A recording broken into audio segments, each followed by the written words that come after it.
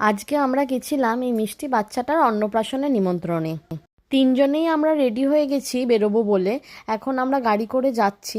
এই সময় লাগছে প্রায় 15-20 মিনিট। শীত আসছে বলে গাছের পাতা সবুজ থেকে এখন হলুদ হতে আরম্ভ করেছে। আর এখন আমরা পৌঁছে গেছি, আর এই দুই বন্ধুর দেখা হয়েছে। এখন আমার মেয়ে শিখিয়ে দিচ্ছে কেমন করে তাই তাই করতে হয়। দুজন দুজনকে দেখে তো বেশ খুশি হয়েছে। আমাদের পৌঁছোতে একটু দেরি হয়ে গেছিল, তাই আর দেরি না করে নিজেরা নিজেদের খাবার নিয়ে নিলাম। সবাই তো বসে গেছে খেতে। মেনুতে ছিল নান, জিরা রাইস, ডাল মাখানি, ল্যাম্ব কারি আর চানা মশলা। আর এইদিকে আমার মেয়ে তো দিব্যি সবাইকার কোলে ঘুরে বেড়াচ্ছে এবং প্রত্যেকে সাজগোজ নিয়ে চুলচেরা বিশ্লেষণ করছে। কে কোন হারটা পড়েছে, তাদের কানের দুল, সব কিছু ও ভীষণ মনোযোগ সহকারে দেখছে। আমি তো দেখি আমার মেয়ে সুন্দর সবাইকার কোলে চলে যায় আর কোনো কান্নাকাটিও করে না। আর সেই সুযোগে আমরা ডেজার্টটাও খেয়ে নিলাম।